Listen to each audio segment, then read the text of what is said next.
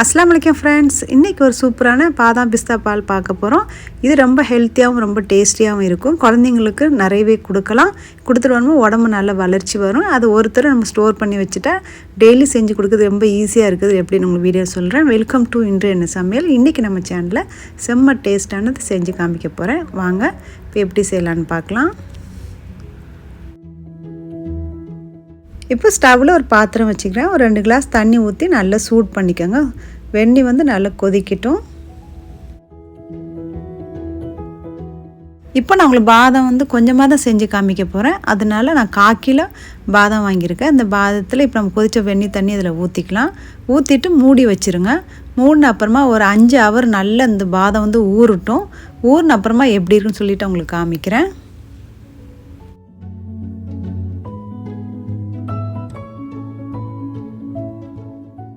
இப்போ 5 ஹவர்ஸ் ஆன அப்புறம் பாருங்கள், பாதம் நல்லா ஊறி நல்லா பெருசாகிடுச்சு. தோல் ஈஸியாக நம்ம கலந்து வந்துடுது. இப்போ நீங்கள் என்ன பண்ணலாம், இதை நம்ம ஃபில்ட்ரு பண்ணி எடுத்துகிட்டு ஒன்று ஒன்றா எடுத்தோம்னா ரொம்ப நேரம் ஆகும். அதனால் ஒரு சின்ன ஒரு டவலில் போட்டு இதை நல்லா அடித்து நல்லா கொஞ்சம் கசக்கி விட்டு எடுத்தோம்னா தோலெல்லாம் ஈஸியாக கலந்துரும். நான் உங்களுக்கு அந்த மாதிரி எடுத்து காமிக்கிறேன். நீங்களும் இந்த மாதிரி ட்ரை பண்ணுங்கள், உங்களுக்கு ஈஸியாக இருக்கும்.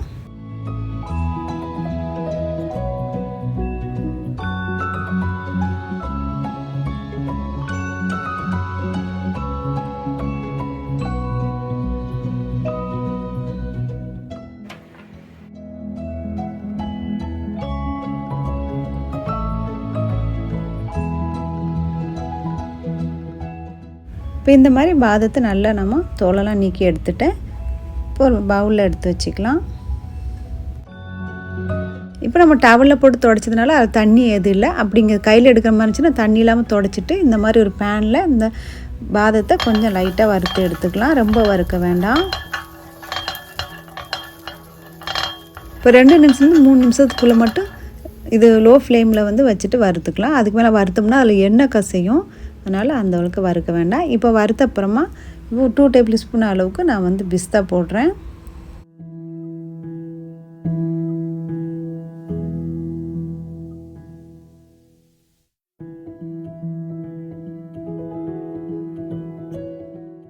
இப்போ இன்னொரு தட்டில் போட்டுட்டு ஃபேனுக்கு கீழே கொஞ்சம் நேரம் ஆற வச்சுக்கலாம். சூடெல்லாம் கொஞ்சம் தண்ணிட்டோம்.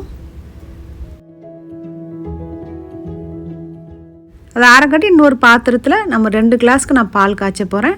ஒரு நல்ல கட்டி பாலாக எடுத்துக்கோங்க. நல்ல திக்கான பால், அப்போ நல்லா டேஸ்ட்டாக இருக்கும்.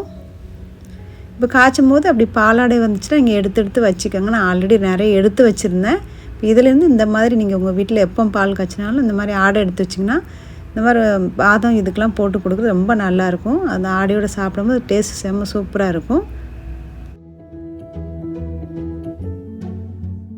அது மட்டும் இல்லாமல் நீங்கள் ஐஸ்கிரீம்லாம் வீட்டில் செய்யும்போது இந்த பாலாடை போட்டு செய்யும்போது ரொம்ப டேஸ்ட்டாக இருக்கும். நான் ஆல்ரெடி உங்களுக்கு வீடியோ போட்டிருக்கேன், டிப்ஸ் வீடியோ. அதில் பார்த்துருக்கலான்னு தெரியல.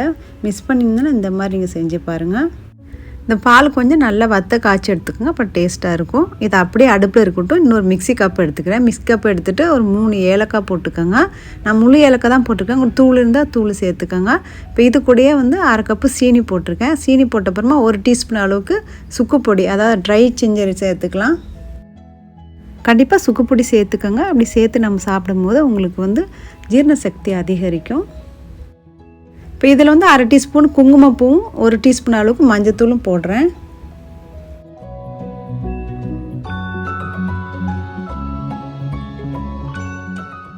இப்போ எல்லாம் சேர்த்துட்டோம். இப்போ ஃபைனாக பவுட்ரு பண்ணி எடுத்துகிட்டு வந்துடுறேன் மிக்சியில்.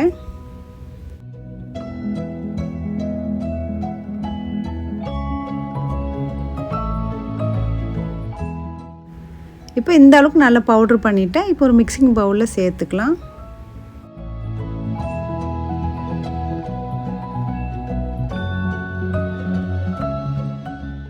இப்போ அதே மிக்ஸி ஜாரில் பாதத்தை போட்டு நல்லா ஃபைனாக அரைச்சிட்டு வந்துடுறேன்.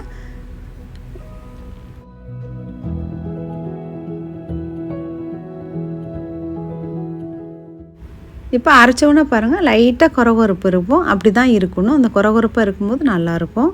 இப்போ நம்ம எல்லாத்தையும் ஒன்றா போட்டு நல்லா மிக்ஸ் பண்ணிக்கோங்க.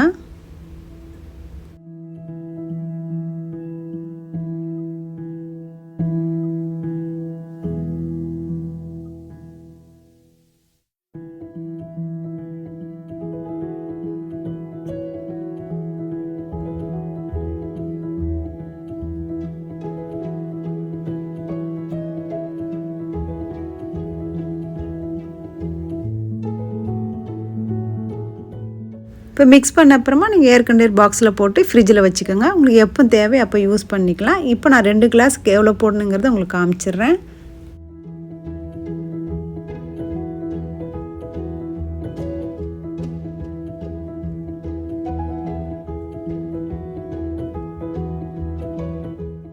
இப்போ பாதாம் பவுடர்லேருந்து ஒரு 2 டேபிள் ஸ்பூன் அளவுக்கு நான் அதில் சேர்த்துக்கிறேன். சேர்த்துட்டு ஒரே ஒரு நிமிஷம் மட்டும் நல்லா கொதிக்க வச்சு எடுத்துக்கலாம். இப்போ சீனி வந்து உங்களுக்கு ஜாஸ்தி வேணும்னா ஆட் பண்ணிக்கோங்க. இப்போ நான் கரெக்டான அளவில் தான் இதில் இருக்குது.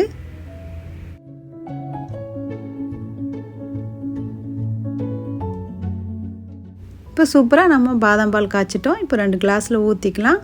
இது ஊற்றின அப்புறமா அதுக்கு மேலே வந்து நான் வந்து பாலாடை எடுத்து வைக்கிறேன். நீங்கள் வந்து எப்போவுமே எடுத்து வச்சுட்டு ஃப்ரீசரில் பாலாடை எடுத்து வச்சுக்கோங்க. இப்போ தேவைப்பட்ட நேரத்தில் யூஸ் பண்ணிக்கலாம். உங்களுக்கு கெட்டு போகாமல் இருக்கும். டெய்லி இந்த பாதாம் பால் குழந்தைங்களுக்கு கொடுத்துட்டு வாங்க. அப்படி நீங்கள் கொடுத்துட்டு வரும்போது உடம்பு நல்லா வளர்ச்சி வரும், நல்லா ஞாபக சக்தி அதிகரிக்கும், உடம்பு ரொம்ப ஆரோக்கியமாக இருக்கும், அதுக்கு மேலே ரொம்ப டேஸ்ட்டாக இருக்கும். கண்டிப்பாக இதை ட்ரை பண்ணுங்கன்னு நினைக்கிறேன். இது வரைக்கும் நம்ம சேனலை சப்ஸ்கிரைப் பண்ணலன்னா சப்ஸ்கிரைப் பண்ணிக்கோங்க, பெல் ஐக்கான் ப்ரெஸ் பண்ணிக்கோங்க. நான் போடக்கூடிய ஒரு நோட்டிஃபிகேஷன் வரும். Thanks for watching, friends.